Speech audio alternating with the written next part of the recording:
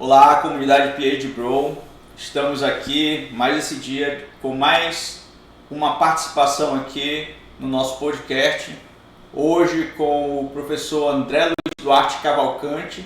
Ele já deu uma palhinha aí nessas entrevistas que a gente fez com os alunos e tal, mas hoje aqui para ele contar um pouquinho da história dele. Professor André Luiz, o senhor pode falar aí um pouquinho para a gente como foi a sua trajetória acadêmica até o doutorado e a partir dali a gente pode falar aí sobre a sua área de atuação, automação industrial e outras coisas. Bom, obrigado pela participação aqui no PhD Bro. É bem interessante, eu já sigo o canal, já estou seguindo o canal. Siga o canal e dê o joinha. Exatamente. Nas nossas, quem ainda não segue, a gente segue lá. Nas nossas apresentações, nos nossos vídeos. Bom, eu sou egresso UFAM. Meu curso de graduação foi aqui na UFAM. Foi em que ano? Eu entrei em 92. 92. Estava em greve no segundo semestre, foi em agosto que eu entrei. Agosto de Deus. Formou em que ano? Eu formei em 98. 98. Foram 6 anos. Eu saí da escola técnica, em 92 eu estava na 6ª série. 92 foi um ano emblemático para mim. Eu já tava entrando na universidade, né? Uhum. Demorou um pouco, eu peguei greve, foram 6 greves, 6 anos de UFAM e 6 greves, tá? E no quarto para o quinto ano, eu vi que eu estava muito sem experiência assim, de fábrica, né? E eu queria ter uma experiência fabril. Aí eu passei 2 semestres que eu matriculava e trancava, certo. Né? Não vi. Na verdade, eu conversava com os professores, eu matriculava em 3 disciplinas, é o mínimo que você tem que matricular, senão perde a matrícula, né? E aí eu matriculava em 3 disciplinas, ia falar com o professor e dizia, professor, só me reprova aí por falta e tal. Ou então eu trancava institucionalmente porque o professor não queria fazer esse negócio comigo. Aí no outro semestre eu paguei todas as disciplinas e aí eu formei só em 98. Entendeu? O meu diploma é de 99, janeiro de 99, que foi quando aconteceu a colação, mas o término do semestre foi 98/2. Coisas da UFAM, né? Que tem. Da Universidade. Tu chegou a fazer curso técnico? Fiz curso técnico em informática industrial na antiga Escola Técnica Federal do Amazonas, hoje Instituto Federal de Educação. Eu fiz lá também, informática industrial também. Informática industrial. Eu tive alguns professores meus lá, são meus colegas hoje aqui, lá do ICOM. Mas já era no Distrito Industrial ou era lá no centro? Não, era no centro. O professor Vicente foi meu professor lá no centro. Olha só. O professor Vicente foi meu professor lá no centro. Sistemas operacionais, linguagem de programação. Foi de eletrônica, a primeira vez que eu fiz eletrônica digital foi o professor Vicente lá no Eu não sabia que a informática industrial tinha começado lá no centro. Começou lá no centro. Foram 2 turmas no centro, a terceira turma, que foi uma terceira da minha, foi lá no distrito já. Sim. Foi assim que aconteceu lá, naquela época. Bons tempos, professor Gino. Tu chegou a terminar no centro, né? Tu não chegou a ser... Não, cheguei a terminar no centro, no centro, tá? E na época eram 4 anos, né? Uhum. Lembrar que eram 4 anos. Foi 4 anos até... 3 anos de... Assim, tinha um ano a mais por causa do estágio e tal. E o estágio era pesado, rapaz. Eram só 800 horas de estágio, era o ano todinho de estágio. Era o ano todo. Era o ano todinho, 600 horas, uma coisa assim de estágio, era o ano todinho. Você que era o ano todinho de estágio, né?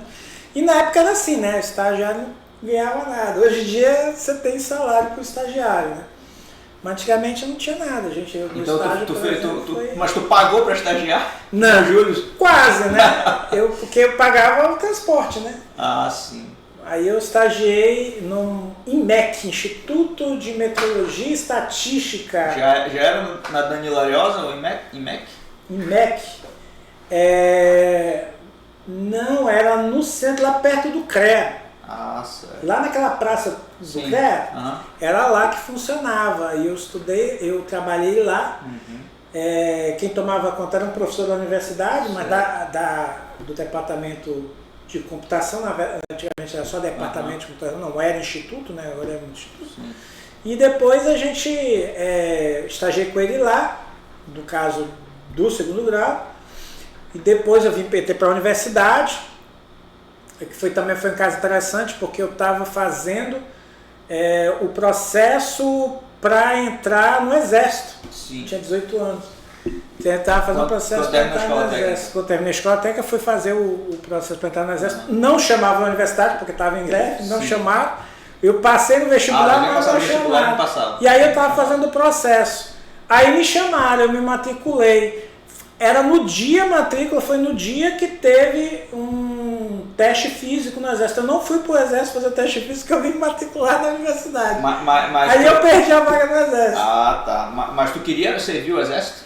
Cara, eu tava pensando até em fazer NPOR, aquelas coisas que tem, né? Eu disse, cara, eu acho que eu vou para o Exército, aí eu vou lá para Agulhas Negras, lá para NPOR, vou estudar lá no ITA, alguma coisa assim. Era o que tinha mais na minha cabeça na época, né? Mas Deus quis diferente, me chamaram, eu passei aqui. Aí depois foi uma burocracia danada para tirar o certificado de reservista, porque tinha que ter o certificado de reservista por causa da universidade. Mas tu não foi chamado, mas tu teve problemas para tirar teu certificado? Não era só receber o CAN, não?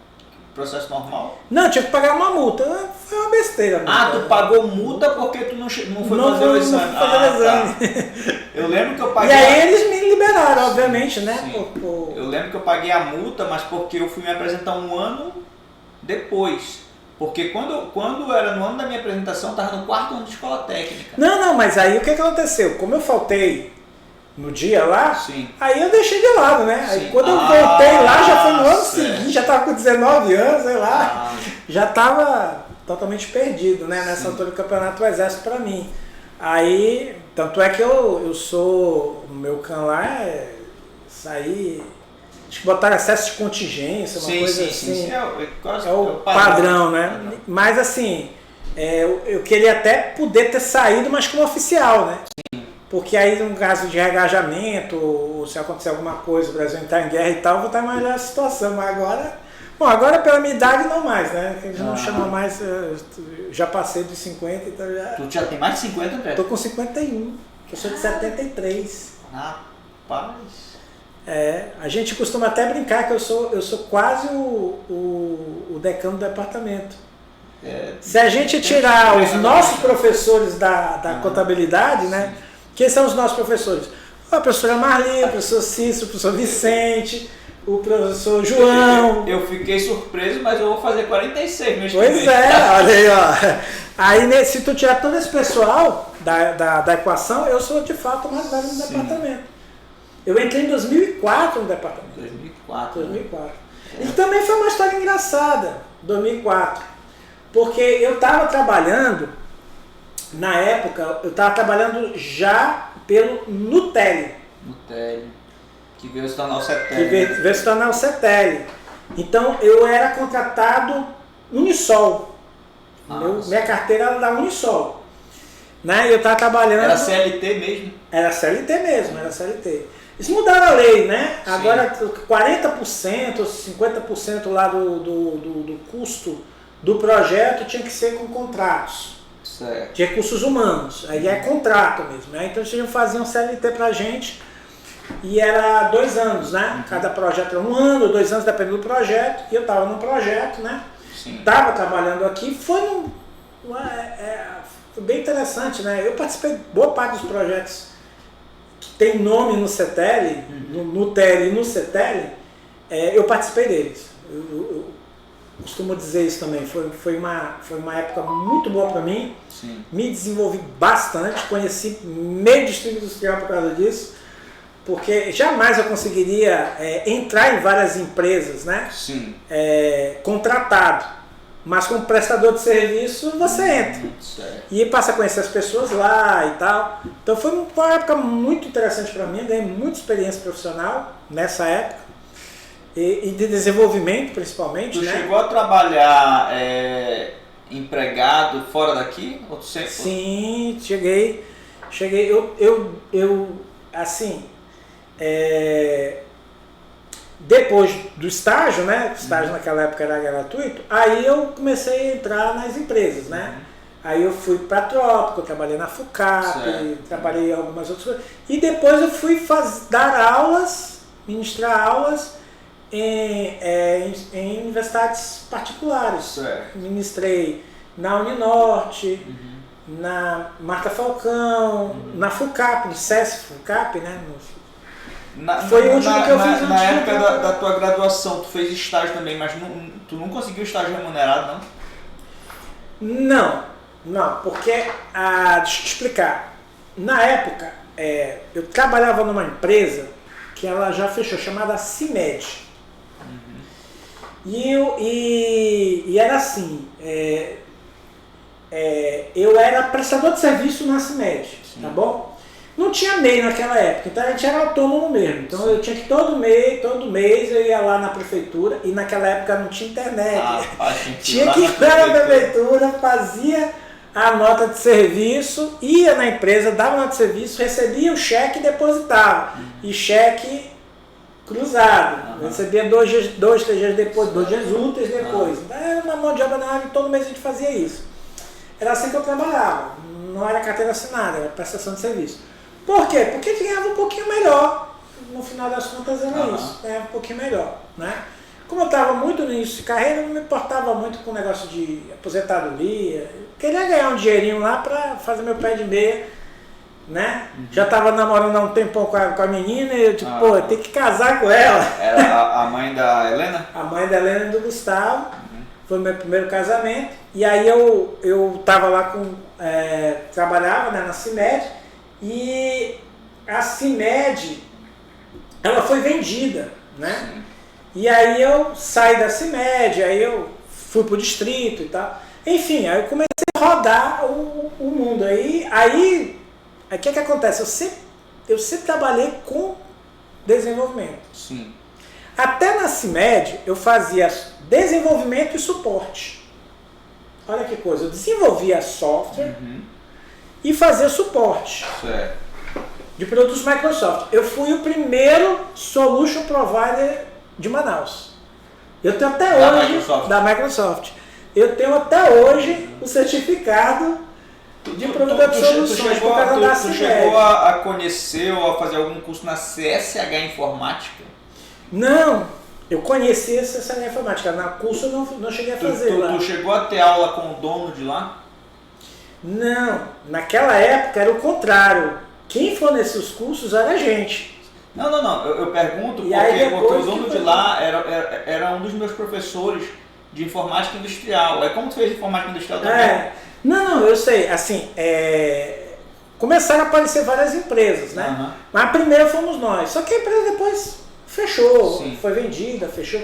Depois que ela foi vendida, eu fiquei lá um tempo, quase um ano, e depois acabei saindo de lá. Quando eu saí de lá, aí já tinha vários concorrentes, vários solutions providers, Microsoft, já tinha vários certificados, Cisco, Siemens e por aí fora, né? Furukawa, de rede e tal. Daí já tinha toda essa parte de certificação, né?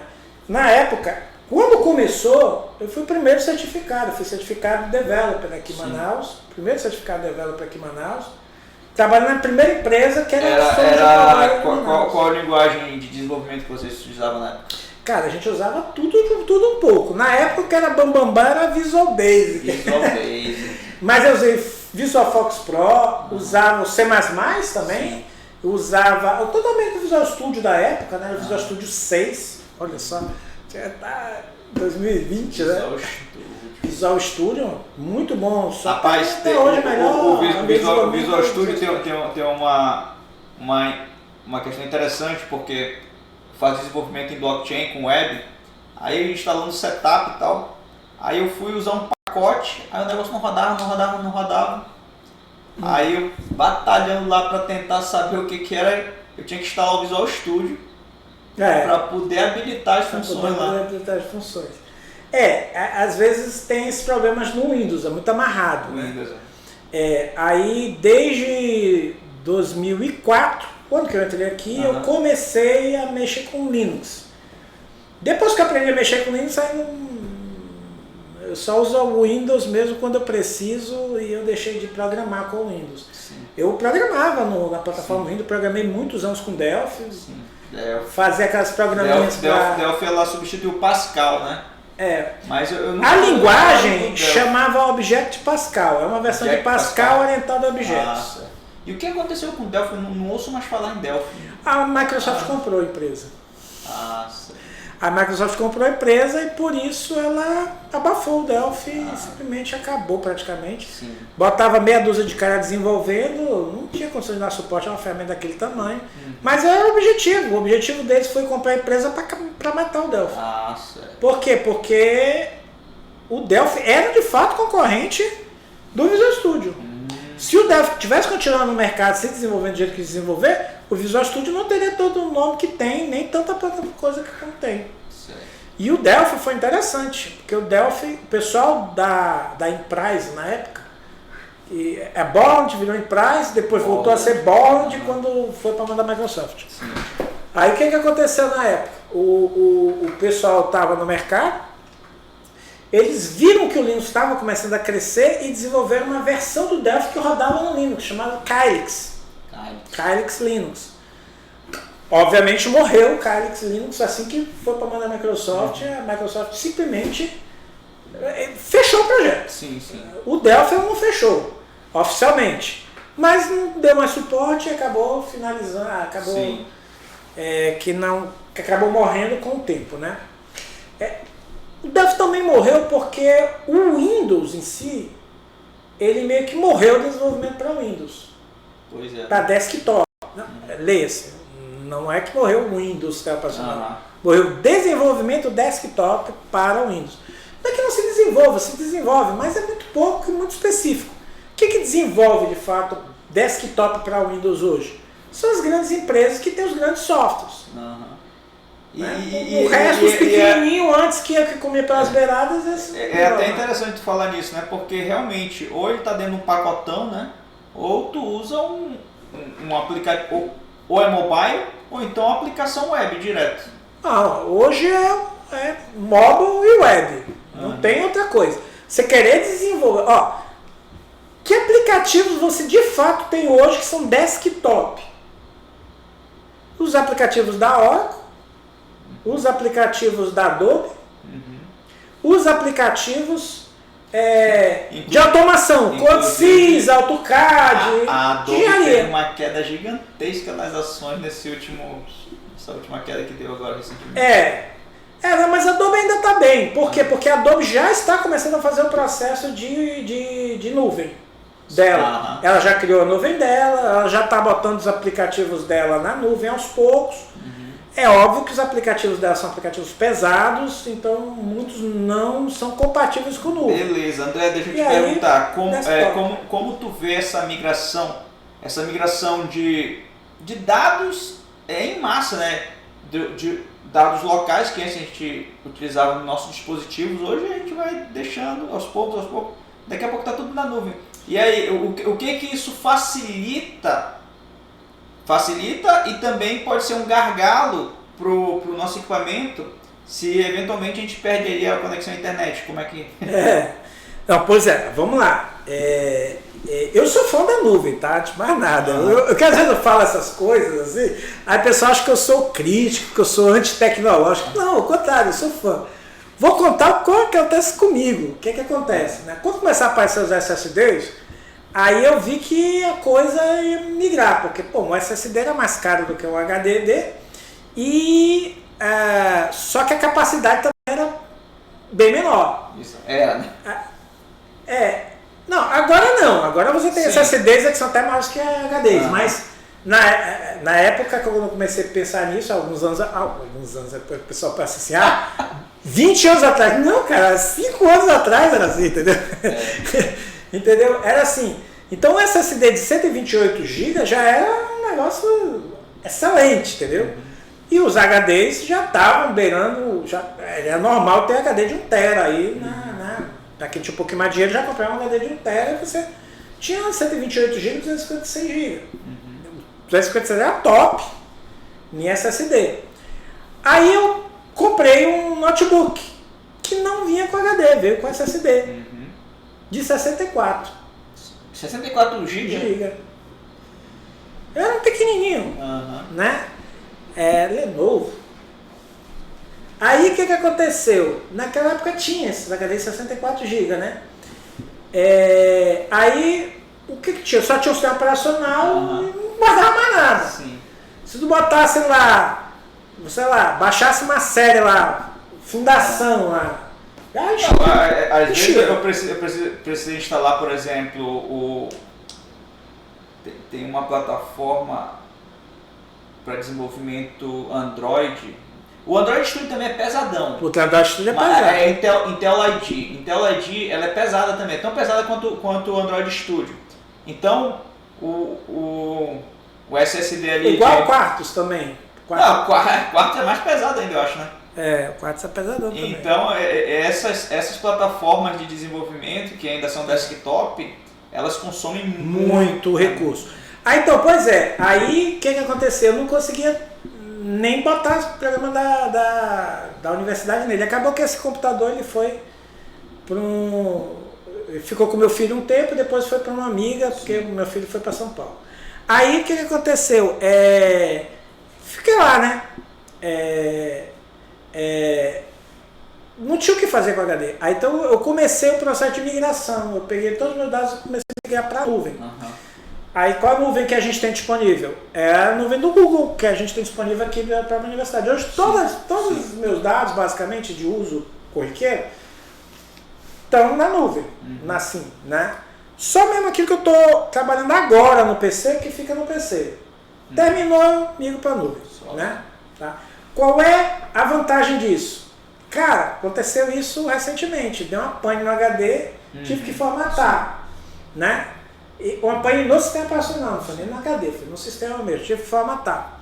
Não contei pipoca, eu formatei tudinho lá, assim, cara, segundo o boot, instalei o Google Drive Desktop, 2 pontos lá, abri no Explorer, já estava tudo, tava tudo lá. Sim. Então, para mim foi muito rápido o acesso novamente, tá? Qual é o problema? É o problema que eu tenho, por exemplo, quando eu estou fora do laboratório para estudar, ministrar uma aula, por exemplo, numa sala lá do nosso bloco lá de sala de aula, que a internet lá é muito ruim. Aí o que acontece? Quando eu tenho que ministrar lá, eu tenho que baixar tudo, deixar offline para poder ministrar minha aula. E se eu esquecer qualquer coisa, eu estou lascado, porque eu não consigo acessar a internet lá e acessar meus dados. Existe um outro terceiro problema, que é o problema de segurança. Obviamente que teus dados estão mesmo criptografados, distribuídos em vários servidores, mundo afora, porque a gente sabe que não fica isso tudo num lugar só, tá, gente? A gente chama servidor do Google, mas, cara, tem dado teu que talvez esteja, sei lá... Tá tudo fragmentado, né? Tá tudo fragmentado, tem dado teu que tá lá no Japão, lá na Coreia, lá em Hong Kong, lá em São Paulo, lá em Dallas. É tudo assim, tá? Não fica tão... E é tudo criptografado, tá? Tudo criptografado mesmo, mas tá na nuvem, né? Os dados não são teus. É bom botar isso na cabeça, gente. Quando a gente opta pela nuvem, você está optando por uma empresa. E, sabe, é como deixar dinheiro no banco. Dinheiro no banco não é teu. Exatamente. Dinheiro no banco é do banco. Tá? E eventualmente tu não pode tirar tudo de uma vez só, porque eles não têm lá. De novo, não é teu. Eles tá? têm só reservas fracionárias. Né? Não, ele não é teu, tá? Assim, se o governo der uma canetada lá, tranca todo o teu dinheiro no banco, acabou. Tu não recebe mais nada, tu não tem acesso, tu não consegue sacar, tu não consegue mais nada. A mesma coisa nos teus arquivos, tá? Se tu tem o arquivo... Aconteceu recentemente, eu li essa matéria, eu me espantei. O que aconteceu? Um cara tinha, isso nos Estados Unidos, botou a casa dele, casa inteligente, né? Tinha fechadura da porta, luzes, ar-condicionado e tal, tudo controlado pela Alexa. Normal, tem um monte de gente que fez isso já. Tudo controlado pela Alexa. Não foi isso, foi pior. Esse cara entrou numa discussão online lá com uma pessoa, uma besteira. Não falou nada demais. Mas a pessoa lá ficou puta puta da vida com o cara e fez uma denúncia para a Apple. E veja, os dados dele estavam na nuvem da Apple, ele era todo Apple, né? Sim. Depois desse eu acho que ele deve ter mudado tudo. Ele deve ter migrado para outra plataforma, mas ele estava todo na Apple, os dados dele estavam na Apple. Olha só, vou contar para vocês. Foi um estouro, né? E a Alexa estava ligada à internet, óbvio, né? Porque ele acessava as coisas que aconteciam na casa dele pelo celular dele, né? Ele acessava a Alexa dele. A Apple simplesmente cancelou o acesso dele. Rapaz. Mas ao serviço. Foi acusação de que exatamente? Cara, de... como é que é? Eu não sei o nome técnico lá, tem lá nos Estados Unidos, mas é como se fosse racismo, entendeu? Coisa que ele teria falado, a pessoa usou lá como se fosse um racismo, palavras racistas. Isso aí pega mal em qualquer lugar do mundo. Depois, quando você lê o post do cara lá em resposta a essa criatura, em bom inglês, você vê que não tinha nada de racista lá, tá? Não tinha, de fato não tinha. Mas só a denúncia dela, e é grave isso na Apple, tá? Isso é grave em qualquer plataforma, tá? Isso é grave no Google, é grave na Microsoft, isso é grave no Facebook, no Instagram. Você recebeu uma denúncia de racismo, essas empresas ficam levantadas, porque imagina você ter racistas na tua plataforma, pega muito mal para a empresa. Aí a Apple fez uma verificação prévia lá e alguém lá da época disse, não, é mesmo, o cara foi racista e tal. E cancelaram o acesso dele à Alexa. Ele não conseguia entrar em casa.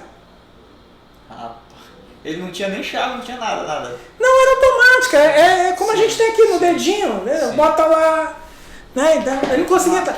Aí, é muito maluco isso. E o pior não é nada. E os dados dele? Ele não tinha documento, gente. Por quê?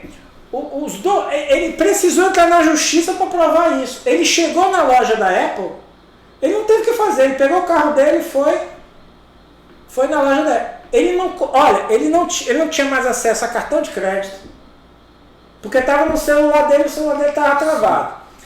Que era da Apple, a Apple trava o celular como ela quer, tá? O teu celular, desculpa dizer isso, o teu celular não é seu, o teu celular, se for um iPhone, é da Apple. É compartilhado, né? Ela te deixa usar o teu celular, tá?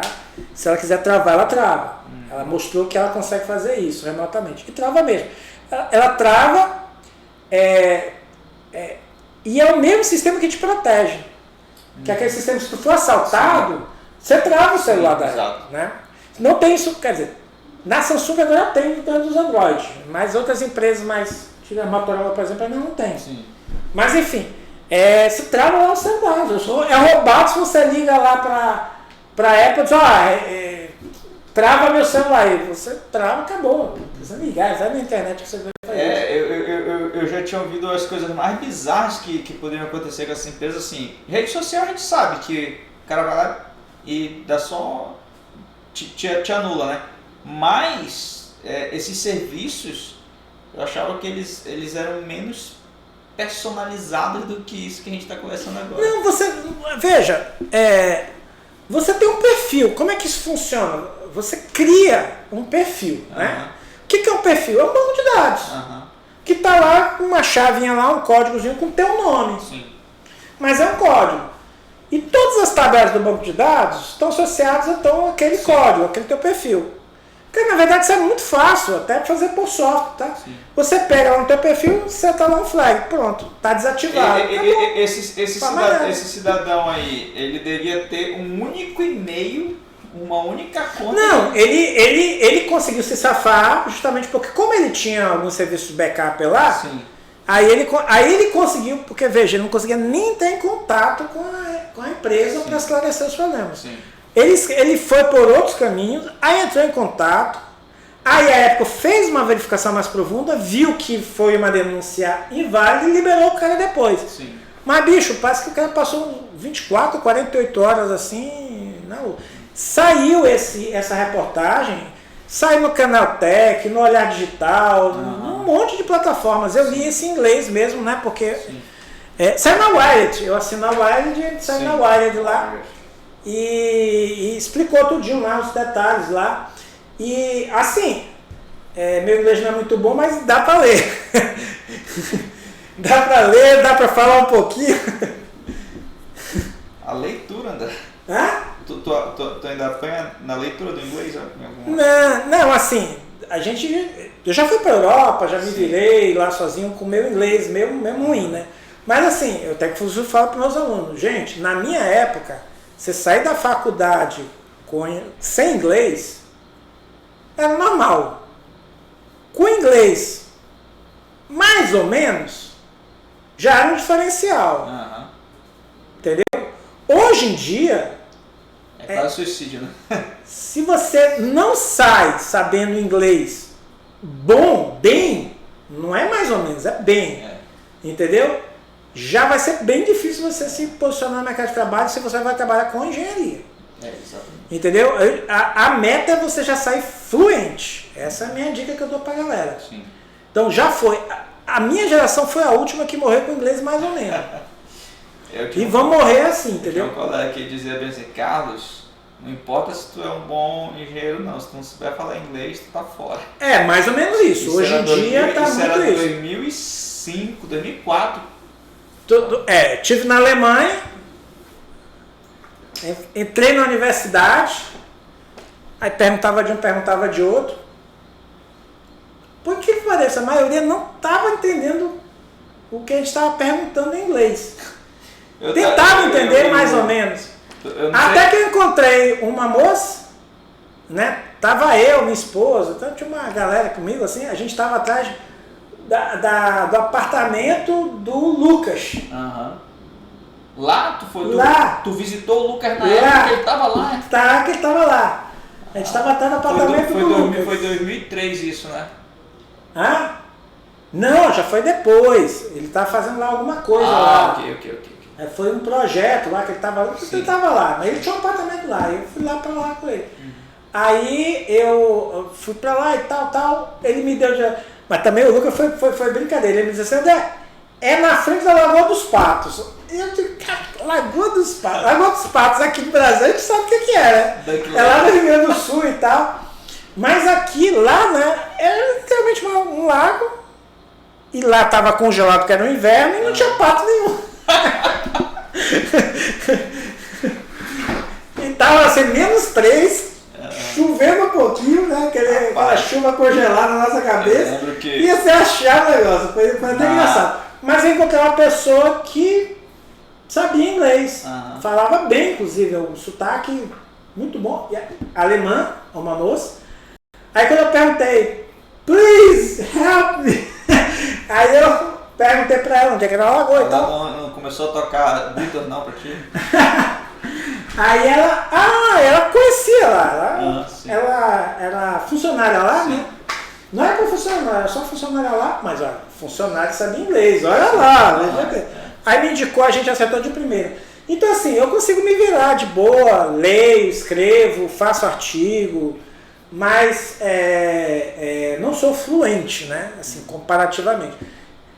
Quem é fluente? Meu filho, a minha filha, hoje já são fluentes. Eles sabem mais inglês do que eu.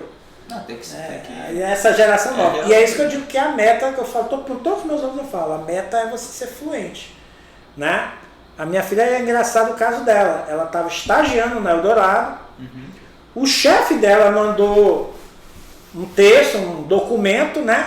Ela olhou o documento, tinha um monte de erro, de inglês inclusive. E aí ela saiu consertando, né? Editou o texto todinho, né? Tal. Isso. No sistema ela submeteu, né? Beleza. Passou o tempo. Ela chega lá na Eldorado. Olha, o fulano lá, o chefe, né?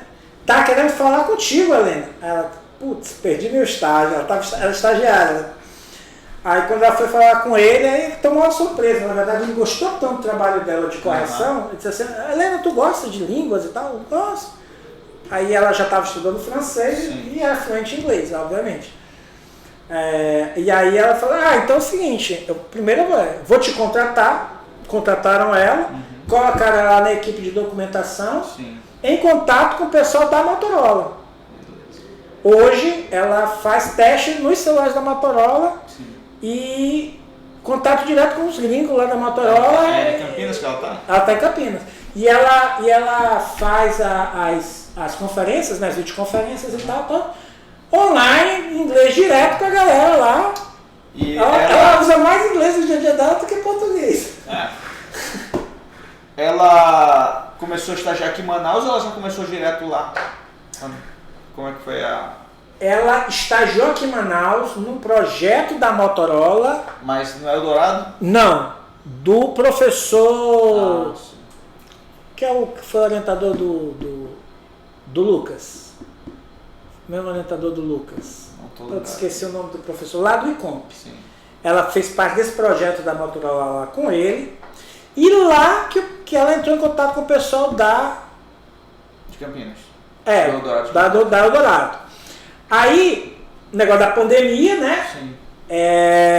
Ela e a mãe e os meus filhos foram para São Paulo.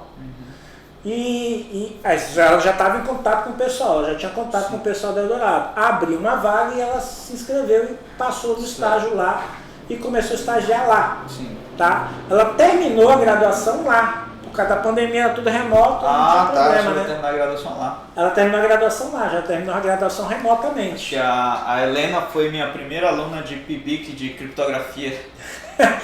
ela foi uma boa passagem aqui na universidade, formou relativamente rápido. Uhum. Ela ia formar em 4 anos e meio, mas por causa da pandemia e desse negócio acabou formando em 5 anos. Sim. Ela era uma das que ia formar um pouquinho antes. É bem raro aqui na universidade, viu, gente, ter esse tipo de coisa. Mas ela conseguiu fazer. É bem interessante isso. Agora, interessante é que eu não queria que ela tivesse feito engenharia. Eu vou contar para vocês coisas de casa, né? Eu não queria que ela tivesse feito engenharia elétrica. Eu achava que o perfil dela era mais para engenharia da computação.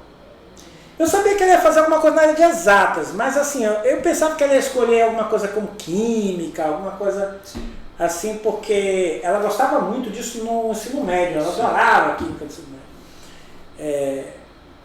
Já física, ela não era muito assim, não é para física não, mas aí quando foi para escolher, eu não sei se aí no caso o Fadeu ser engenheiro eletricista, né? Uhum.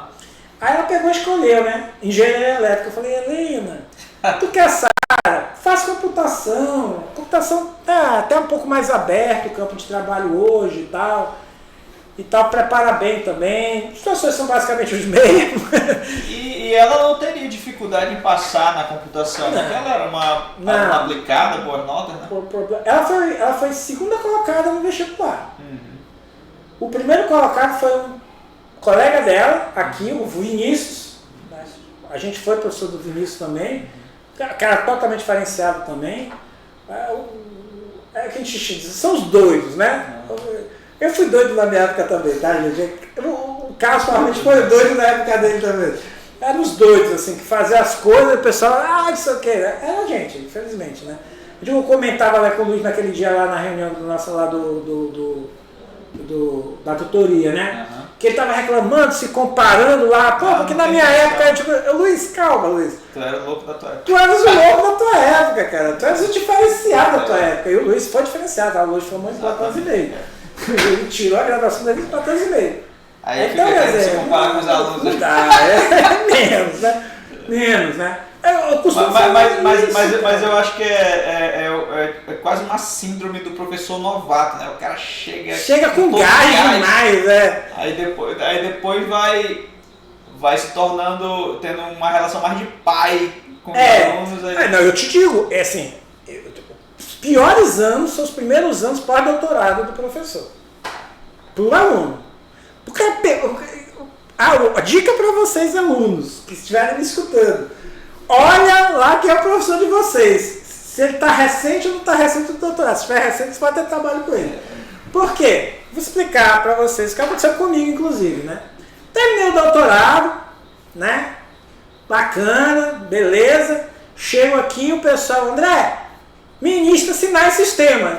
Pô, sinais e sistemas. A gente fala assim, pô, sinais de sistema, porque pra gente é básico, tá?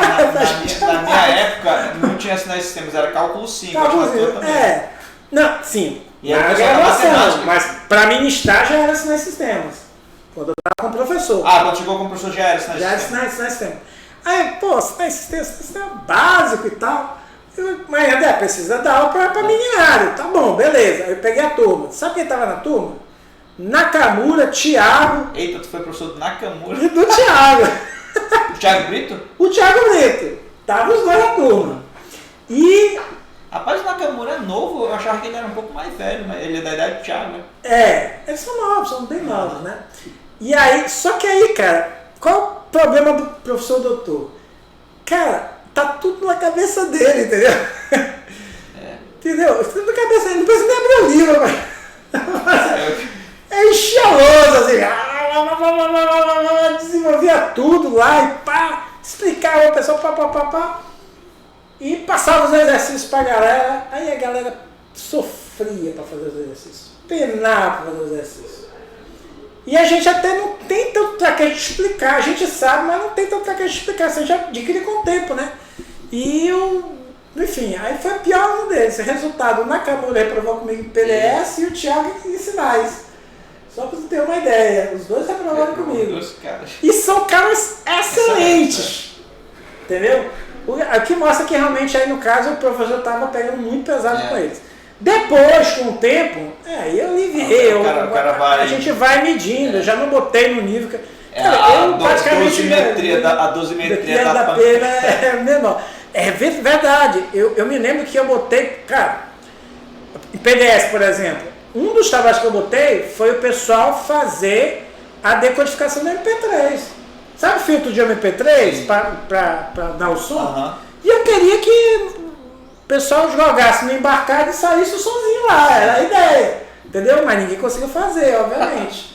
Porque é muito trabalho, realmente é muito trabalho, né? Depois eu minimizei isso aí, projetos mais simples e tal. Essas são coisas interessantes, André, porque assim, hoje, quando eu vou trabalhar com algum aluno acerca de, por exemplo, desenvolvimento de aplicação de blockchain, que a gente sempre trabalha aí geralmente o dado é cru. A maioria dos alunos, eles nunca tiveram a curiosidade de abrir um arquivo .exe, .bin para ver aquela... Eles não sabem o que tem ali por trás. O que tem aqui dentro, né? E tem um mundo, né? E tem um mundo. Um LF do Linux, por exemplo, né? Que é o executável lá, né? Cara, aquilo ali, cada bit ali tem um significado. Sim. Né? E cabeçalhos e cabeçalhos indicando bibliotecas, um monte de informação ali que tanto é que você tem ferramentas que tu passa o binário e te dá um monte de informação, né? Sim. É engraçado isso, né? E as pessoas às vezes não... Mas para que essas informações? Depuração, dá um problema qualquer lá, tu passa aquilo, tu sabe exatamente a linha de código tua que deu defeito, em que situação que deu aquele defeito, qual o problema de memória que deu, e aí tu consegue, né, tirar alguns bugs e tal. Então tem toda uma ferramenta de desenvolvimento que você pode fazer, né, e que infelizmente a gente não tem. E de fato, hoje a informação está disponível, tá, gente? E até porque na nossa época, André, eu acho que a coisa não andava tão rápido como é hoje, né? Então eu acho que, apesar de a gente ter uns 5 anos de diferença, mas a gente pegou aquela época em que tinha os sistemas operacionais, eu comecei com DOS, aí eu ia explorar os arquivos, como não tinha nada para fazer, não tinha imagem, não tinha vídeo, não tinha o que fazer, a gente ia explorar. A gente era hacker, né, no bom sentido da palavra. Literalmente a gente hackeava os códigos, né? E assim, eu mexi muito no passado assim, com executáveis diretos, né? Arquitetura do .com, não sei se vocês sabem, né? .com de command, né? Era o formato antigo lá de 16 bits, né? O boot do Windows foi 16 bits até, sei lá, acho que mudaram com XP. Do XP que mudaram o negócio. Não, já tinha se tornado sistema operacional, né? Não, mas o in.com ainda estava lá, né? O in.com era Sim. É verdade, né? O in.com estava lá. Eu acho que só vieram mudar mesmo lá com XP mesmo, quer dizer, é relativamente recente o negócio. Assim, antes ele estava lá, tá? O in.com estava lá. Então assim, e era 16 bits, é um negócio assim. É engraçado, né? Porque quando o Windows virou sistema operacional, ele só era um DOS automatizado, né? Não, explicando, tá? Essa é história, né? Puta merda. Eu usei o Windows 2, tá? 2.0, tá? O que era o Windows? E por que o nome Windows, tá? Tem mais essa. Porque ele é simplesmente um sistema de janelas flutuantes em modo texto para o DOS. Era isso que o Windows era. Janelas flutuantes modo texto para DOS. Isso. E esse flutuante... DOS, sistema operacional de disco. O MS-DOS, né? Da Microsoft, tá? O que a Microsoft vendia era o DOS, tá? Que vinha com os PCs e tal. E aí ela gerou o Windows, né? Para ajudar a gestão visual, né, do negócio, tá? Ela já estava tentando ir atrás do gigante dessa área, que era a Apple, que tinha desenvolvido o Apple II. Aí esse sim era um ambiente gráfico e tal. Qual era o nome do ambiente gráfico da Apple? Tem um nome. Cara, o equipamento era o Apple IIe, né? Que nos Estados Unidos fez um sucesso desgraçado, né? A Microsoft só conseguiu superar a Apple neste sentido anos depois. Porque justamente ela conseguiu fazer uma coisa que a Apple não tinha e a galera estava presa, que era justamente a compatibilidade com o DOS. Como eu falo, assim, que às vezes, assim, o pessoal às vezes reclama muito da Microsoft, porque a Microsoft não faz não sei o que, não sei o que. Cara, ela não pode muitas vezes. Porque ela precisa segurar o seu legado. Tem que ter compatibilidade retroativa com um monte de coisa. Ela não pode ser bem parada. Você imagina que a Microsoft resolve fazer um negócio lá no Windows e quebra a Coca-Cola. O sistema da Coca-Cola. Milhares de computadores da Coca-Cola param de funcionar. Porque a Coca-Cola botou o negócio lá no sistema dela, lá no ERP dela, que depende de não sei o que, de uma biblioteca que a Microsoft resolveu mudar. Não pode, cara. É muito difícil você mexer esse tipo de coisa. Então você tem que ter cuidado para fazer isso, tá? Hoje, por exemplo, o pessoal do Linux discussões assim homéricas que tem no kernel Linux para qualquer mudança. Por quê? Porque antigamente, bicho, quebra essa porcaria, não tem problema nenhum. Você sai do Linux 1 para o Linux 2, quebrava tudo. Do 2 para o 3, quebrava tudo. Entendeu? Sim. Agora do 3 para o 4 já tiveram cuidado. Do 4 para o 5 foi marketing, né? Mudar do 4 para o 5 porque foram 20 anos de Linux, ia mudar a versão, mas não tem mudança nenhuma, era a mesma coisa. E aí do 5 para o 6, hoje em dia, cara, para você mudar qualquer coisa no Linux é um parto. Por quê? Porque hoje o Linux roda em tudo, imagina. Todo Android é Linux. Você muda um negócio, o Android quebra. O que acontece? Você muda o DNA do Linux, o Android quebra. E aí? Vai quebrar todos os softwares do planeta Terra? Então não dá para você ter. Então você tem que ter uma compatibilidade. E é isso que eu costumo falar, que as pessoas muitas vezes não entendem. Projetos novos, você escolhe a linguagem que você quer. Você escolhe tudo. Projetos novos são lindos. Tô falando aí, André, agora... Mas se o projeto não é novo, mano, o legado manda firme, não tem jeito. Eu lembrei, porque agora de desenvolvimento com blockchain, né? Porque tu consegue fazer, assim, infinitos tipos de scripts, tanto com o Bitcoin quanto com a Ethereum e tal. Mas as plataformas de carteiras, plataformas de exchanges, elas não conseguem lidar com qualquer tipo de script. Por exemplo, tu faz um smart contract que não está no padrão ERC. Pronto. Aí já era. Já quebrou. Na verdade, não é que quebrou. O sistema, porque a máquina virtual da blockchain, ela consegue conversar, ela consegue interpretar o que tu está falando com ela, mas tu tem que criar a plataforma para conversar. Tu não consegue utilizar as plataformas existentes para lá. Não consegue. É a dificuldade do legado, né? Sim. Existem 2 conceitos na engenharia, né? Que é a interoperabilidade, porque isso confunde muito, né? Interoperabilidade. O que é interoperabilidade, né? É você pensar no futuro. Eu boto alguma coisa no meu software que no futuro os outros softwares vão ter que dar suporte àquilo para conversar comigo. Sim. Aí eu estou sendo interoperável. Veja que eu olho para o futuro, né? E tem a compatibilidade, que é quase a mesma coisa, só que eu olho para o passado. Então é o seguinte, eu estou num ponto do tempo agora, T0, eu estou desenvolvendo meu software. Aí eu penso assim, qual protocolo que eu vou estar conversando? Sim. Protocolo KPT. Esse é o protocolo que eu vou dar suporte para ele. Beleza. Implementei o suporte KPT. Por quê? Porque é o mais novo que tem, é o legal, eu estou pensando no futuro. Então eu estou criando um mecanismo de interoperabilidade no meu software. Isso no T1. No T2, à frente, há um outro cara desenvolvendo outro software. Sim. Quer conversar contigo, o que ele vai ter que fazer? Ele vai ter que implementar o KPT, que nessa altura do campeonato já é antigo. Aí, o KPT é de capeta mesmo, porque é uma dor de cabeça pra caramba fazer isso. Aí eu tenho que implementar o desgraçado do KPT para poder conversar com o software antigo, entendeu? Aí é compatibilidade. Então a gente, infelizmente, funciona muito assim. Isso acontece inclusive pelas linguagens. Pô, muita gente fala mal do C, e com razão. Isso é uma linguagem arcaica. Qual é a razão? É uma linguagem arcaica, cara. É uma linguagem... Porque assim, o pessoal fala, C é baixo nível. Não, C é alto nível. É alto nível. Bem alto nível, diga-se de passagem. C tem coisas como file, arquivo.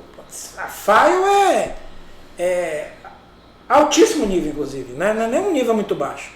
Você tem pointers. O pessoal fala pointer, mas pointer é um endereço. Não, cara. Pointer é uma abstração. Tu tem pointer de alguma coisa. Então, pointer de um tipo. Então, pointer de um tipo é uma abstração daquele tipo. É literalmente uma referência. Ok, vai ter um endereço de memória lá embutido dentro dele? Sim, né, que é como se implementa. Mas a abstração, ponteiro, não é um endereço. Não é simplesmente um endereço. Aí o que acontece? Isso gera na cabeça das pessoas, mas isso aí é muito arcaico. É arcaico. Hoje eu tenho coisas melhores. Hoje eu tenho referências verdadeiras para trabalhar. Eu não preciso trabalhar com ponteiros. Entendeu? Aí eu tenho que trabalhar com outras coisas. Eu posso criar smart pointers. Eu posso criar coisas melhores. Sim. Que não tem na linguagem lá. Beleza. Por que raios eu ainda uso C? Compatibilidade. O legado manda. Aí você olha, 60% do Windows foi feito em C. 90 e sei lá quantos por cento hoje do Linux é em C. E código de microcontroladores, microprocessadores. Aí é quase 100%, né? Aí uma beira mesmo, é quase 100%. É quase todo mundo corre pro C. Ou uma variação do C++, né? Mas o que é interessante, André, assim, eu fui navegando nessa de alto nível, assim, para trabalhar com, por exemplo, programação web. Atualmente eu uso basicamente TypeScript. Cara, aí tem tanta abstração assim que tu fica, assim, tu não tem mais dificuldade de pensar em nada, né? Assim, quase se tu der o comando, tu faz o código. Você faz o código na IA hoje em dia. Tu pega e diz, olha, eu quero um código que faça isso, ela vai, prepara para ti, qualquer coisa, faz um ajuste ali. Mas por que eu estou falando isso? Porque o cara que se acostuma a programar web, aí ele vai querer trabalhar com Web 3, que é blockchain. Só que quando tu vai para a Web 3, mesmo tu usando o Ethereum, que é o Solidity, que é a linguagem de desenvolvimento do Ethereum, que é a mais popular de todas, aí tu chega lá, tu esbarra nesse problema, porque no TypeScript, no JavaScript, tu trabalha com uma string ali, assim, tu coloca na variável, tu pede o tamanho dela e tal, tu trabalha... É um dado dinâmico, é uma string dinâmica. Tu vai para quando vai para Solidity ou Bitcoin também, Aí ela não é fixo. dinâmica, aí tu Aí tem também é que... fixo. Tu tem que compartimentalizar Isso. tudo. Esse, por exemplo, é um caso clássico, né, de situações assim. Aí, voltando assim, né, porque no caso C é essa compatibilidade, infelizmente. Agora, tem algumas alternativas interessantes, né, que o pessoal, né, tem o Rust, que está vindo aí, só que o Tá Rust... vendo não, né? O Rust ele já tem um tempinho aí, né? É de 2006, né? Aham. Quase Não, 20 tem anos, 19 muito anos. desenvolvimento em Rust. Já tem muito desenvolvimento em Rust. Já tem muito desenvolvimento em Rust no Linux. Tem o Rust for Linux Project, né? Que é o projeto de botar o Rust no Linux. Só que teve um revés esse mês, inclusive, passado, né? Deu um revés. Qual foi o problema? O pessoal estava querendo inserir alguns binds no kernel para permitir o Rust interoperar com o C, obviamente, tem que ter uns binds lá, beleza. O problema é que o código do bind, ele, ok, tá interoperado, mas imagina que eu sou um desenvolvedor aqui do DMA, né? Que foi o caso que aconteceu com o Greg lá, né? Com o DMA lá. O Greg tava no DMA, beleza. Aí imagina que eu mudo alguma coisa no meu código e quebra o bind do Rust. Sim. Quem vai dar suporte? Ninguém. Não, teoricamente, quando você quebra um outro programa, né? Aí você tem que refazer o teu software para não quebrar. Não, pois é. Entendeu? Quando eu digo ninguém, é tu que vai ter que ir lá e resolver a parada. Tu vai ter que ir lá resolver a parada. Só que aí tu tá... Olha só a situação, né, que aconteceu. E aconteceu, tá, gente, isso. Aí qual é a situação? Só que o cara aqui, ele é um desenvolvedor C das antigas, né? Sim. E aí vem a galera do Rust novo com bind de Rust. E o cara não sabe nada de Rust. Sim. Como é que ele vai dar suporte no bind para alterar o bind lá para ser compatível com o código novo que ele... Tu entendeu como é que começa a girar as coisas? Então assim, e aí a galera do Linux está vendo o problema que é o legado. De novo, como é que eu vou lidar com o legado? Eu quero colocar um negócio novo. Sim. Agora, por que essa briga toda do Rust? Porque o Rust, de fato, resolve aí, trivialmente, 80% a 90% dos bugs triviais do C. O que são os bugs triviais do C? Bicho, é bug trivial mesmo, tá? É coisa do tipo assim, eu tô fazendo P++ lá no loop, né? E só que aí a saída do loop eu comparo com, sabe, o tamanho arrays em C base 0, então é o tamanho menos 1, né? Sim. Mas eu por algum motivo botei menor ou igual a max, em vez de ser menor do que a max, menor igual a max. Aquele negócio tá de convir, o que vai acontecer? Na última iteração ele passou um elemento a mais do vetor, que não devia endereçar aquilo ali, não devia acessar aquilo ali. E ele vai endereçar. E vai mexer num local que não devia mexer, vai ser um bug. Mas aí é um bug trivial. Que tu conhece, né? Tu sabe o efeito que aquilo vai causar e tu tem que resolver isso depois, né? Não, pior que esse é o tipo de bug para tu achar é difícil pra caramba. Por quê? Porque justamente ele é um efeito muito indireto. Sim. Não tem nenhuma ferramenta do mundo que vai dizer, olha, tu erraste aqui o max. Nem o não sei. O BMC lá do Lucas. Sim, só que tu não consegue rodar um software tipo analisador num código de 20 milhões de linhas de código, né, mano? Não tem como. Tu consegue fazer esses códigos pequenos.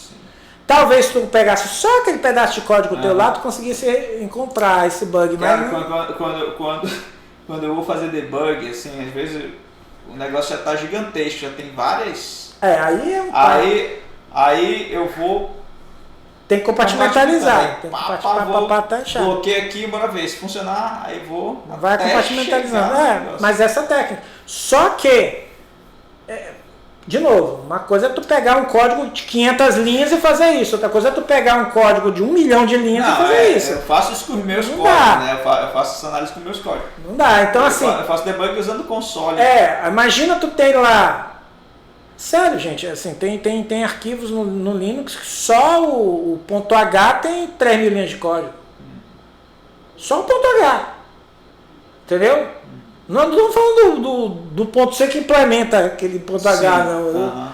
E às vezes são dezenas de pontos C para implementar um ponto H daquele. Então, assim, isso é complexo pra caramba. É um software complexo. Então não é trivial lidar com isso. Eu quis pegar. Eu lembro que eu quis pegar aquela biblioteca Boost do C.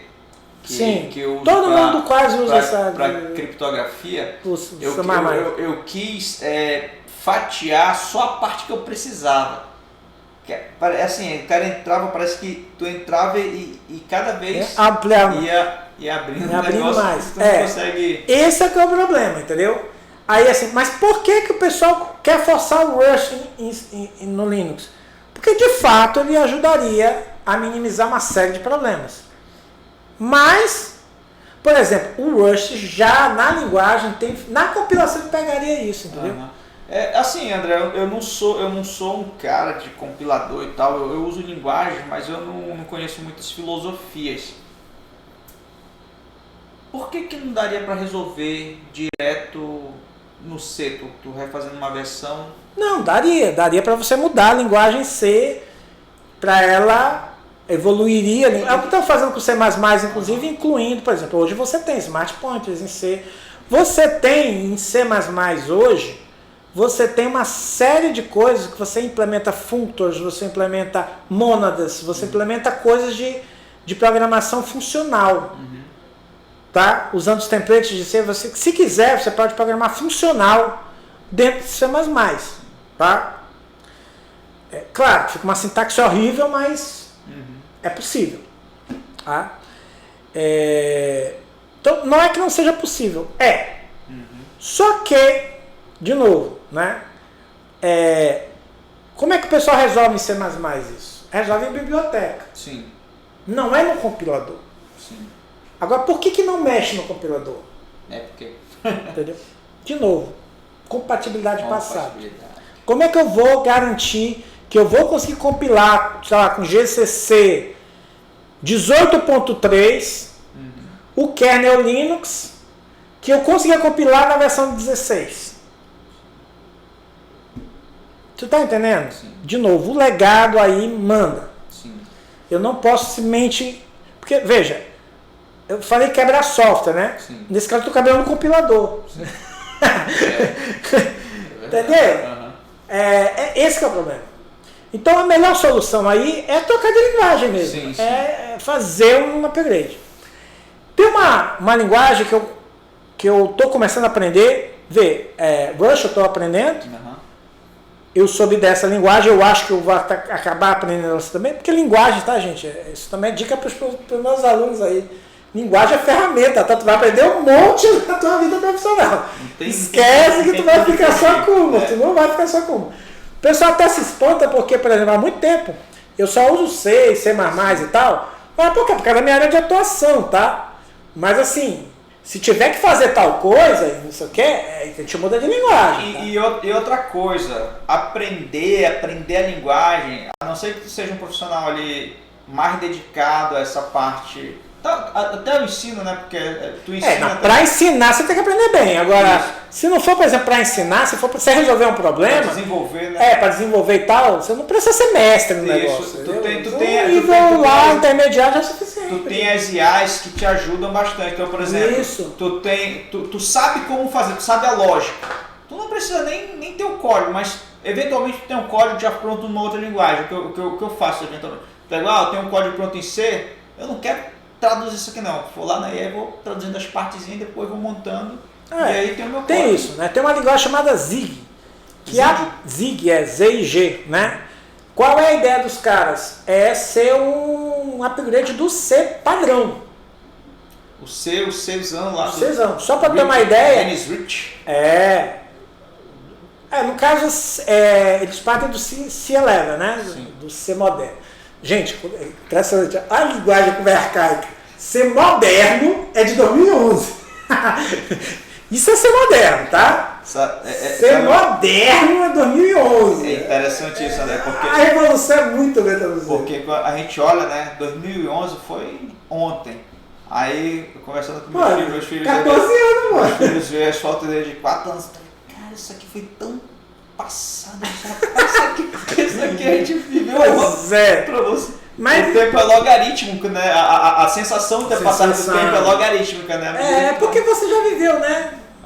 Então, assim, quando você é novo, cara, meses ou poucos anos faz uma diferença enorme, né? Mas na gente, na minha idade, que já viveu meio século, cara, falta 14 anos pra tu já aposentar. Pô, só 14 anos? Só 14? Já começa assim, entendeu? Não, tá bom, beleza, vou me aposentar e vou pôr pro segundo emprego, já tô pensando no segundo, né, do pós-aposentadoria, o que eu vou fazer. Cara, é assim, essa coisa do tempo tem isso. Aí também isso é porque a evolução tecnológica também não acontece assim tão abruptamente como a gente costuma imaginar. A gente estava conversando, né? De Volta para o Futuro, a já era para estar com um carro voador. Exatamente. A gente não tem. A gente já era para estar além disso, né? Talvez fazendo teletransporte. Já era para estar assim nesse nível. Segundo Star Trek, né? A gente já era para estar. Não, segundo Star Trek, a gente já era para estar começando a guerra nuclear, né? Então, é melhor não parar muito nisso, não. Ela está mais próxima do que os carros voadores, né? Ela está bem mais próxima. Não vamos falar de Star Trek, não, tá bom? Deixa para lá. Mas assim, o futuro apresenta ser umas tecnologias assim e, cara, são possíveis até fisicamente falando, tá? Mas assim, para você chegar lá é bem difícil, tá? Então muitas vezes até o desenvolvimento acontece, mas por exemplo, a gente estava conversando naquele dia, né? Computação quântica.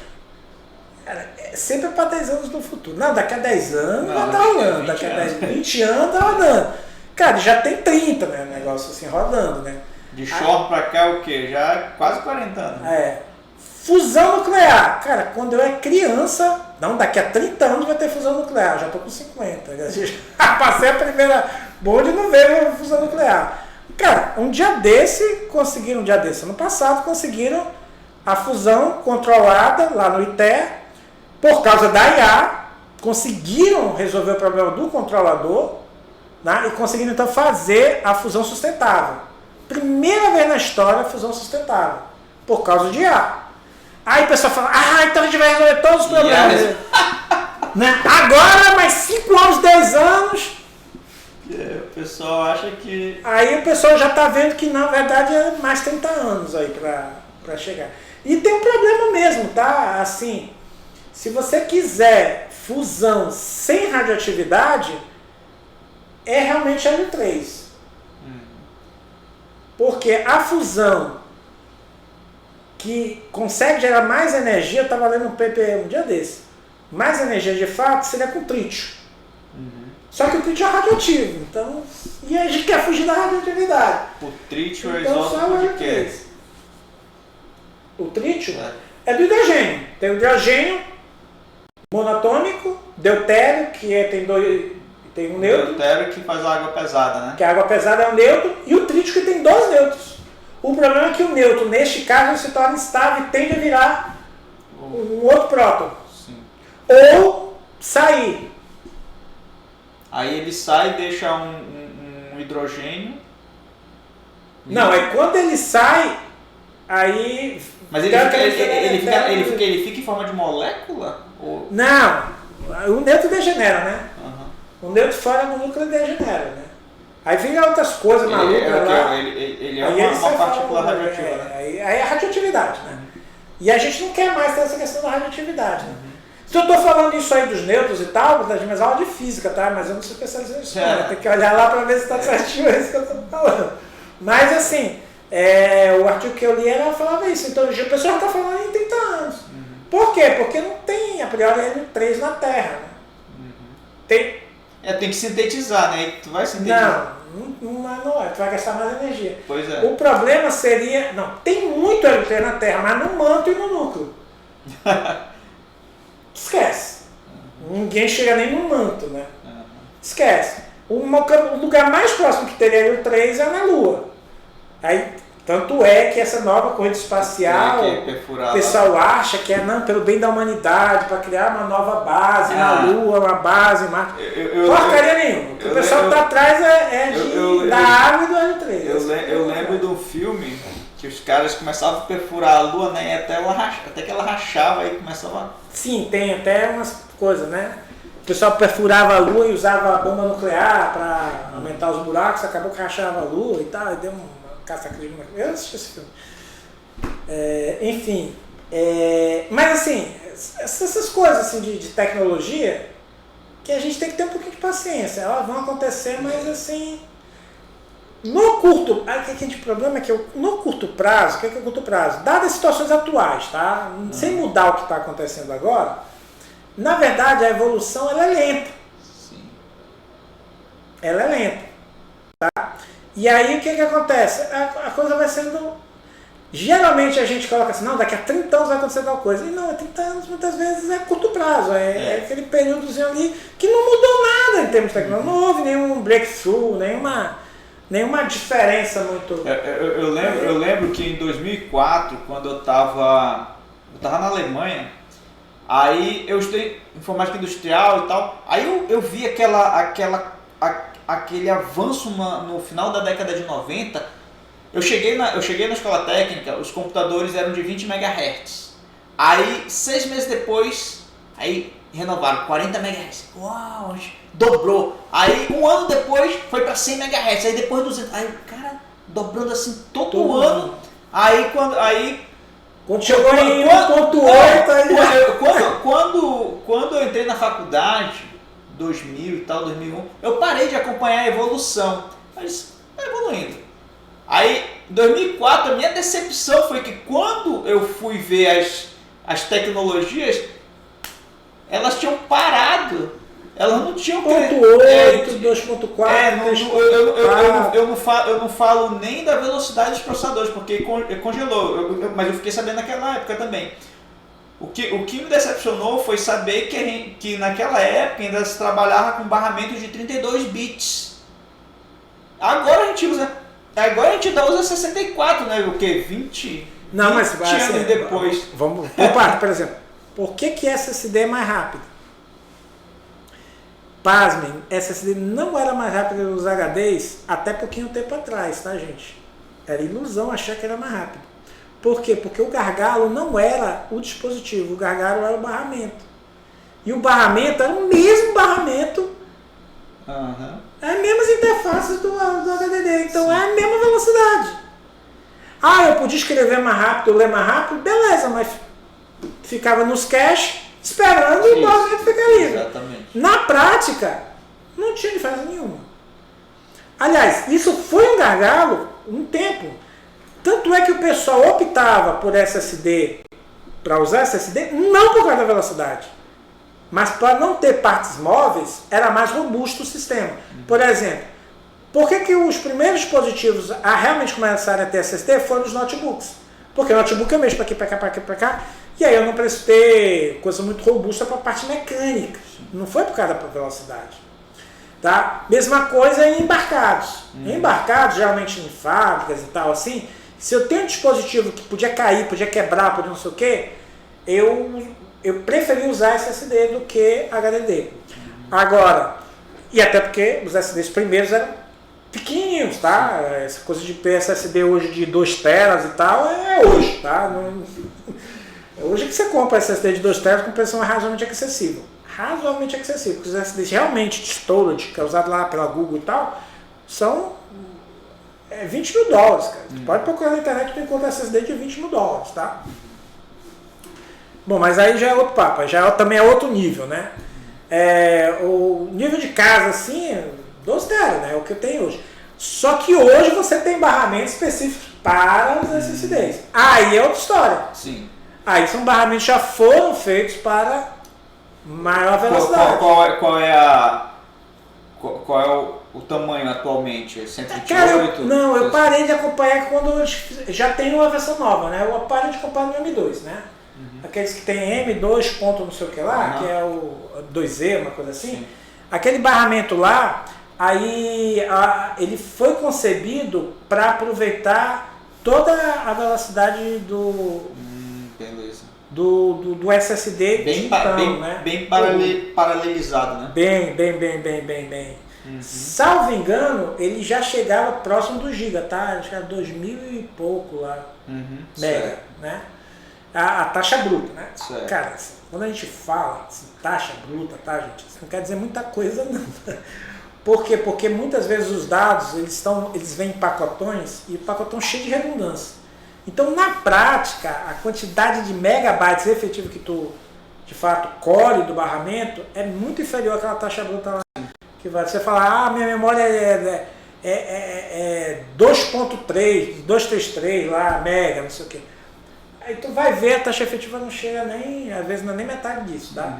Porque tu tens um overhead bem grande aí, muitas vezes na eletrônica, aí que você às vezes não, né, discutir. Mas aí, como o pessoal quer vender, né? Sim. Pega o melhor número que tiver lá para fazer propaganda. É que nem câmeras digitais. Eu lembro quando eu fiz meu doutorado, o meu orientador falou, cara, qualquer coisa, eu acho que era acima de 5 megapixels, era só para vender mesmo, porque tu não tinha lente, quer dizer, tu não vai utilizar uma lente gigantesca num aparelho pequeno. Então, e as lentes eram gigantescas. Tu não aproveita a resolução. A CCD lá. Não aproveita, porque é só mesmo para dizer que tu tá embarcado ali no teu equipamento uma câmera daquela.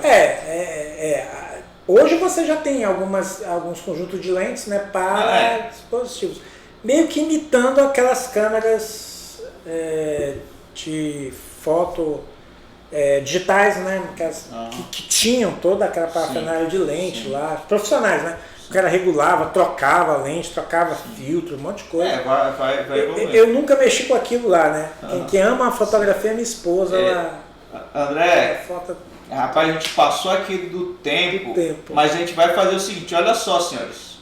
O papo aqui de tecnologia, a gente vai fazendo um arquivo aqui, né, de vintage, né, do que a gente viveu e do que a gente conhece, que a gente consegue conversar aqui. Eu acho essa conversa aqui beleza. Então vamos fazer o seguinte, André, agora vamos marcar outras conversas aqui, a gente seleciona alguns tópicos e aí a gente vai falar especificamente. Vamos falar especificamente de um tópico. Tu falaste que a gente ia falar do meu doutorado, por exemplo, a gente nem tocando no doutorado. Todos os assuntos aqui são assuntos legais, assim, principalmente o pessoal que gosta assim, eu sou bastante eclético em termos de tecnologia. Né? Se tu me permite mais um tempinho. Porque assim, eu vim de uma época em que a gente tinha que estudar praticamente tudo. Eu costumo dizer, por exemplo, eu tirei as 3 ênfases, tá? Eu tenho no meu currículo isso. Eu fiz... engenharia elétrica plena, né? Eu fiz sistema de potência. Eu fiz distribuição de energia, entendeu? Eu nunca atuei com isso, tá? Nunca atuei, mas eu aprendi tudo isso.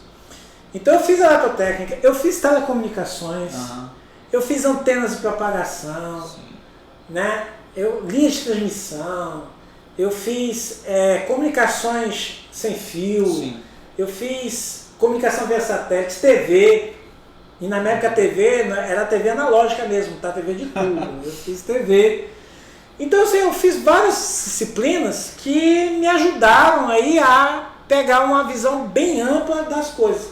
Mas mais do que isso, como eu trabalhei com desenvolvimento, então assim, cada desenvolvimento era um mundo novo que eu tinha que aprender. Eu tive que aprender sobre displays, porque eu estava desenvolvendo um negócio numa fábrica de displays. Aí outra vez eu estava desenvolvendo um rádio. Aí eu tive que aprender sobre rádios. Aí o outro estava aprendendo sobre vídeos. Era um VCR, antigamente eles chamavam. Um video recorder, né? Só que já era em mídia digital, tá? Já era mídia CD? digital. Era DVD, já era em DVD. DVD. Para gravar em DVD. E aí eu tive que aprender todos os formatos e tal. A gente vai aprendendo falando de CD e DVD, assim, eu não entendo, eu não sei qual é a diferença. Era só mesmo quantidade de dados ou tinha alguma tecnologia ali que tinha por do CD pro DVD? Isso, é. Não, a química é diferente. A química é diferente? A química é diferente. Tu tens uma densidade aqui, aqui tu tem uma densidade muito superior, só que para tu ter essa densidade superior, a química é diferente. Sim. Tá? E o laser também é diferente. Aqui o laser era grandão, digamos assim, né? Eu não lembro exatamente o comprimento de onda que tu te usava lá, mas era um comprimento. Aqui era bem menor. Tá. Entendeu? Então, porque até o tamanho era o mesmo. Sim. Então, para tu ter uma densidade menor, o laser tinha que ser menorzinho. Eu cheguei a trabalhar com isso, entendeu? Então eu fui aqui acumulando várias coisas, tá? Agora eu sou um sujeito religioso. Então, assim, aí eu também me interessava de estudar história das religiões. Sim. Eu me interessava de estudar. Quando eu falo, eu sou espírita, mas aí assim, vamos estudar sobre a Bíblia e tal, lá no Centro Espírita. Aí eu digo, beleza. Aí eu digo, como é que eu vou estudar sobre a Bíblia que eu não sei nada de Bíblia? Eu digo, vou ler a Bíblia. Aí eu peguei a Bíblia e fui ler. Eu li da Gênesis ao Apocalipse, cara. Tudo. Sim. Li tudo, assim, cabo a rabo. Gastei meses lendo, né? Tinha umas partes que eu ficava desesperado, queria fechar, jogar fora, rasgar. Mas tem outras partes que são maravilhosas, assim, pô, cara, tu te empolga, a história de Estevão, você se empolga, né? É impressionante, pô, aquela mulher lá conseguiu tudo aquilo, conseguiu já, entendeu? Assim, coisas assim. Mas tu vai ver, tu vai lendo todas as histórias, porque assim, a Bíblia é o único livro que eu leio em ciclos, então, cada ciclo de leitura, tu vai fazendo conexão com as outras que aconteceram antes e tu vai costurando as profecias. Aí eu fui lendo. Aí aquilo, pode parecer besteira, mas eu li aquilo aí, mais um conhecimento. E aí eu fico com uma visão geral do cristianismo, não só uma visão centrada na minha religião, mas eu começo a olhar várias outras. E aí isso gera um conhecimento, acaba que eu fico muito eclético. Aí para entender certas coisas da própria Bíblia e da minha religião mesmo, eu tive que estudar um pouquinho de filosofia. Aí estudei um pouquinho de Platão e tal. Aí aconteceu uma coisa impressionante também comigo, né? Só acontece essas coisas assim comigo do nada. Eu estou no meu doutorado pesquisando negócio de automação industrial, aí eu estou precisando de um algoritmo de otimização, começo a catar artigos de otimização, aí vem um cidadão que me pega e usa otimização, todo mundo usa custo, né? Aí o cidadão usa o preço. Aí, qual a diferença? Qual a diferença de custo e preço? Eu não sabia. E no artigo do cara, ele não citava, ele não falava isso. O negócio dele era otimizar. E aí, mas ele indicava lá os autores. Eu fui começar a ler e tal, comecei a fazer umas pesquisas na internet. Aí eu caio num site, e aí, entendeu? De economia. Aí eu fui começar a estudar economia, eu gostei muito. Qual foi o ano? 2010 isso. Uma história que eu me lembro, que tu foi o primeiro cara que falou de Bitcoin pra mim em 2011. Pois é. É isso que eu ia chegar exatamente nesse ponto. Aí o site era de economia.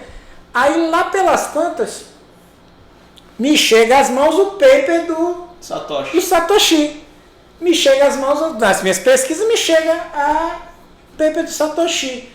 E aí, no site, os caras economistas já mexiam lá com Bitcoin e tal. Só que eles mexiam com Bitcoin do ponto de vista da economia, né? Beleza.